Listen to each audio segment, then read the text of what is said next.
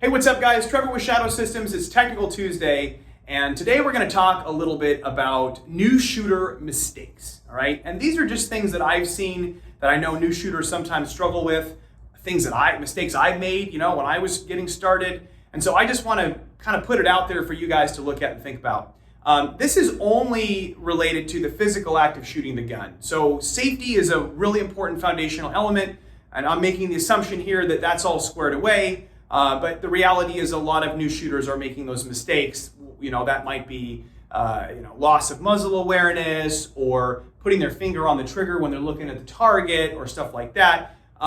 Get that stuff squared away. That's urgent. That's important. But after that, we can talk about the actual shooting and what are the places where people commonly make mistakes. All right, so the one that I see very often, I think is maybe the number one, would be body position. Okay, this is a pretty easy one to cure, but if you're not aware of it, if you're not looking for it, then this is something that can happen. So what does it usually look like? Well, the most obvious version of it is the person is really leaning back. They're at the range, they're in that lane at the indoor range, and you see them next to you and they're kind of shooting like this. They're trying to get away from the gun, okay? Or maybe the gun is just kind of heavy for them and they're getting fatigued. It's hard to say, but either way, you want to get that weight shifted forward. And there's, lots of different approaches there. I mean, there's, sort of the modern stance with the lead leg forward, 60% of your weight on the lead leg, 40 on your trail. There's a more neutral isosceles stance where your legs are in line. But at the end of the day, it's about getting your weight forward. And so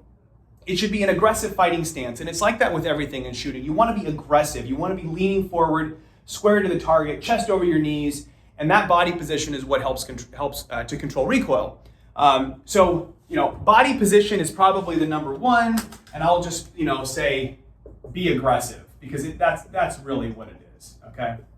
There's another one that I'll just put in this bucket that I think in many ways is the most important for recoil control. Your fundamentals can be kind of jacked up, in terms of your body position, but your grip really can make up for that if you have a wonderful, strong grip. So, the key principle there is to get the gun as low in your hand as possible. You should see the beaver tail on the back of the grip kind of raise a fold of skin in the web of your hand, right? You don't ever want to see light.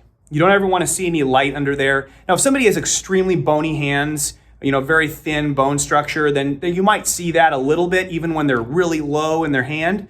But, the goal is to sit down low because that means the gun gets less recoil or gets less leverage on you during recoil.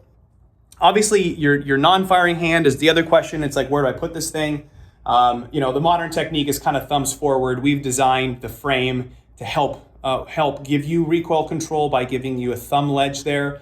But there are other techniques. The main thing being you want to have that hand actually doing something for you, and you want to be fully wrapping your hands around the grip. So, there's an older technique like this. There's this, which is how most guys are now shooting. Any one of those can work. The main thing is gun is low in your hand and you're getting something out of your support hand. So learn proper grip because it can really help with your recoil control, okay? All right, number two. Number two is sights, okay? And I don't just mean sight alignment, although that's what it's often called. And I'm gonna talk about iron sights right now. So I think that's where most people kind of start, or at least they should start maybe. This is the rear sight, right? And then here in the middle is the front sight. Okay, right? Okay. I think most people that are new shooters can draw this picture. They understand that the front sight post should be centered in the rear notch with an equal amount of light on each side and level across the top. Okay? So if we were to see this with the level of the front sight down below the top, then we would know that would mean the gun is going to end up hitting low. Vice versa, if it's above the top of this, it hits high. If the light on this side is narrow and the light on this side is wide, the gun's going to shoot to the right, and so on. So centering, symmetrical. The eye likes symmetry anyway. It's not hard. This is what the sight picture should look like. Okay, great. I think most people get that. What is talked about but maybe not focused on enough is focusing there. So front sight focus is what makes or breaks you when you're talking about trying to take tough shots. Sometimes just, accurate shooting in general. Like if someone is really looking through the sights and focusing on the target, they're less likely to get the hits they want to get. Now, understand this. I am all for, very aggressive flash sight picture. At close range, you can just kind of point the profile of the gun and get a hit. I'm not saying that, but most people, when they go to the range and they're starting out, they're shooting at a bullseye and they're learning the fundamentals of marksmanship. And so focusing on the front sight means just that. It means the target is blurry. It means the rear sight is blurry. And it means that there's a little tiny piece of pocket lint or something on the front sight, you see it. If there's a little scratch in the finish on the front sight, you see it. So that's the level of intensity you should have on front sight focus. And again, I'm talking about fundamentals of marksmanship, accurate shots, tight groups, so on and so forth, the basics. Front sight focus is really critical. Now, the nice thing about a dot sight is the natural tendency to want to look at the target is okay. Here, if you start to look at the target, the groups open up, the shooting suffers.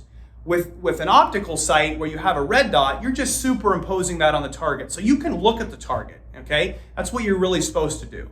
And that's one of the advantages of these sights, right? You can, they're better for threat identification and seeing what the target's doing and where it's moving and stuff like that. Makes it a little easier. So I love dot sights, but you should learn to shoot your irons. And when you do, focus on the front sight, okay?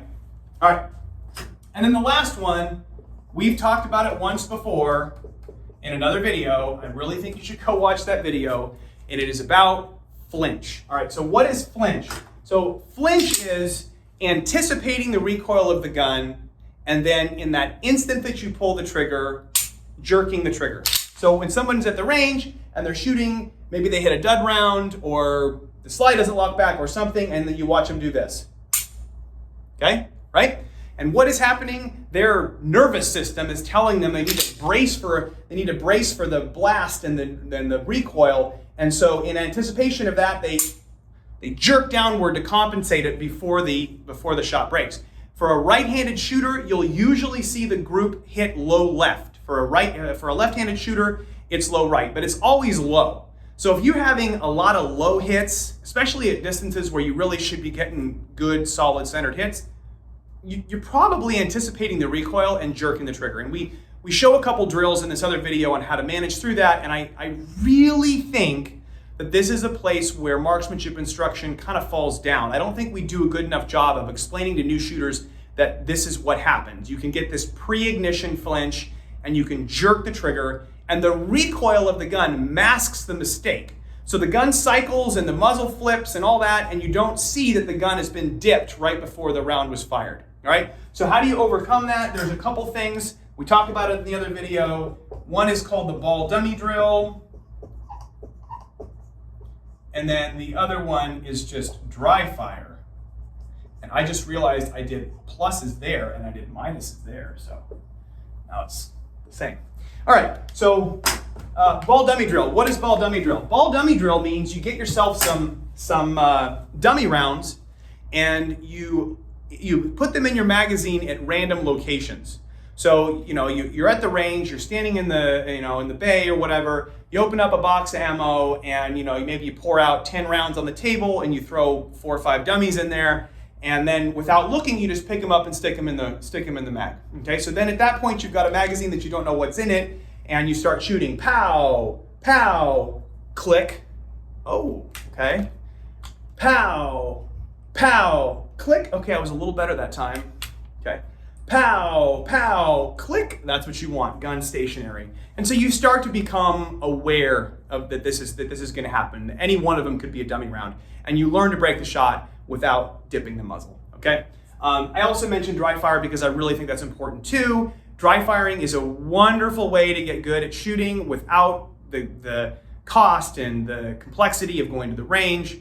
And frankly, it's a way to hone your basic skills and to push your limits, because if you're going absolutely all out, learning to do draws or whatever, and you're doing it in dry fire, okay, and that's when you push the envelope and you make a mistake, you drop the gun on the floor, whatever, it's a world without consequence because it's dry fire. It's training for going as hard as you can, and you back off from that point, and then you're fully back in control, but you're faster than when you started, right?